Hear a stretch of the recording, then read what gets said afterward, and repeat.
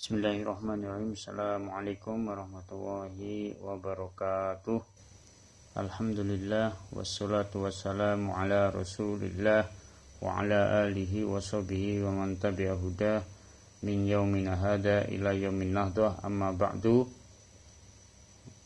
Ikhwati fillah, para santri yang saya cintai dan saya banggakan,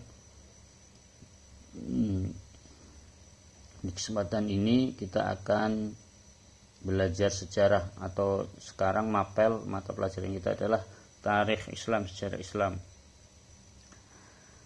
Di bab pertama mengenai atau tentang Arab sebelum Islam, asal usul bangsa Arab. Jadi sebelum kita belajar sejarah Rasulullah SAW, kita harus belajar bab tentang Arab sebelum Islam, asal usul bangsa Arab.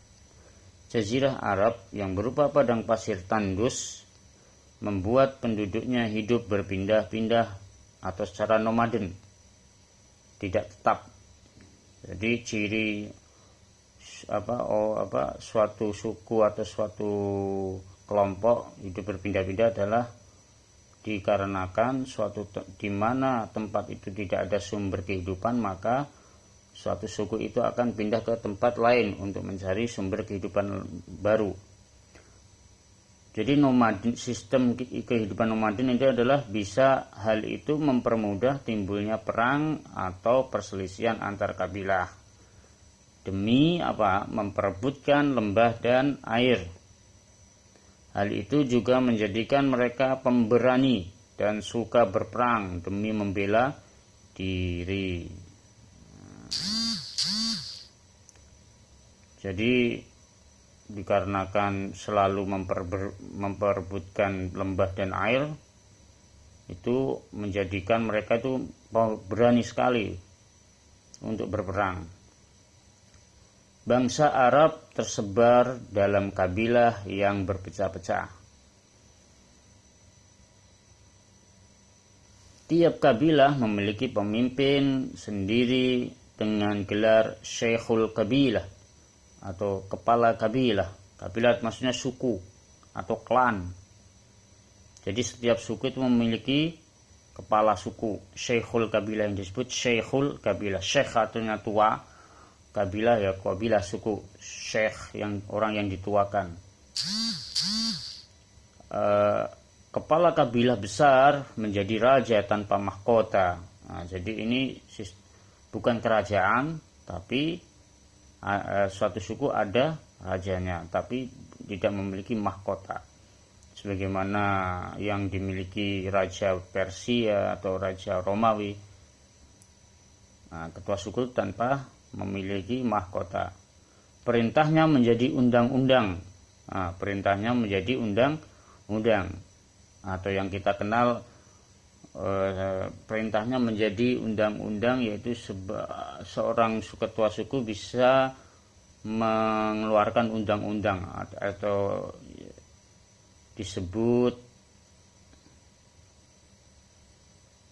yang membuat undang-undang DPR kalau di negara kita itu legislatif, membuat undang-undang. Segala keperluannya harus dituruti, Masya Allah.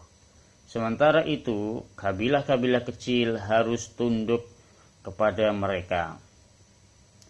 Sungguh demikian, di beberapa daerah yang sudah maju terdapat raja-raja bermahkota. Tadi ketua suku adalah raja yang tanpa mahkota.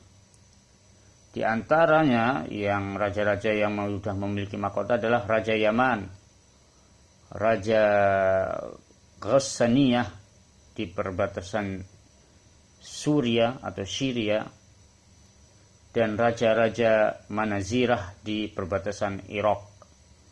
Jadi Persia itu dulu namanya Syam. Syam sekarang itu dibagi menjadi 4 negara. Yang negara yang paling besar adalah Suria atau Syria. Kedua Yordania. Ketiga Lebanon. Keempat Palestina. Jadi dulu kalau yang disebut nama Syam itu diantaranya adalah menjadi negara Suriah, Yordania, Lebanon, dan Palestina. Saat itu tidak ada satu kerajaan pun yang berani mengarahkan tentaranya ke negeri Arab, kecuali ke Yaman yang kaya raya, yang pernah diperangi oleh bangsa Ethiopia pada tahun 570 Masehi. Jadi tidak ada negara di Arab yang diserang kecuali negara Yaman, ya, dikarenakan kaya raya, diserang oleh bangsa Ethiopia. Ethiopia itu bangsa Afrika.